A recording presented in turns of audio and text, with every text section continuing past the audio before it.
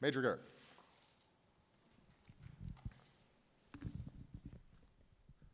Thank you, Mr. President. As you well know, there are 4 Americans in Iran, 3 held on trumped-up charges, according to your administration, and 1 whereabouts unknown. Can you tell the country, sir, why you are content with all the fanfare around this deal to leave the conscience of this nation and the strength of this nation unaccounted for in relation to these 4 Americans? And last week, the chairman of the Joint Chiefs of Staff said under no circumstances should there be any relief for Iran in terms of ballistic missiles or conventional weapons. It is perceived that that was a last-minute capitulation in these negotiations. Many in the Pentagon feel you've left the chairman of the Joint Chiefs of Staff hung out to dry. Could you comment? I got to give you credit, Major, for how you craft those questions. The notion that I'm content as I celebrate with American citizens languishing in Iranian jails?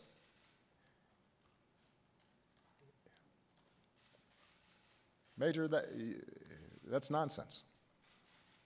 And you should know better. I've met with the families of some of those folks. Nobody's content. And our diplomats and our teams are working diligently to try to get them out. Now, if the question is why we did not tie the negotiations to their release, think about the logic that that creates. Suddenly Iran realizes, you know what, maybe we can get additional concessions out of the Americans by holding these individuals. Makes it much more difficult for us to walk away if Iran somehow thinks that a nuclear deal is dependent in some fashion on the nuclear deal. And by the way, if we had walked away from the nuclear deal, we'd still be pushing them just as hard to get these folks out. That's why those issues are not connected, but we are working every single day to try to get them out and won't stop until they're out and rejoined with their families. With respect to the chairman's testimony, to some degree I already answered this with Carol.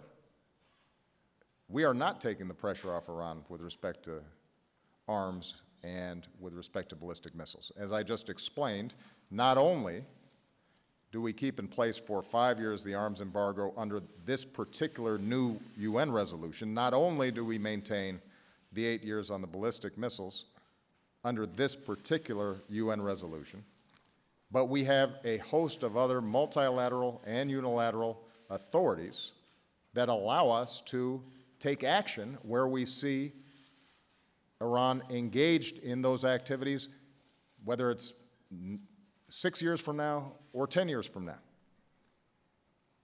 So we have not lost those legal authorities, and in fact, part of my pitch to the GCC countries, as well as to Prime Minister Netanyahu, is we should do a better job making sure that Iran's not engaged in sending arms to organizations like Hezbollah.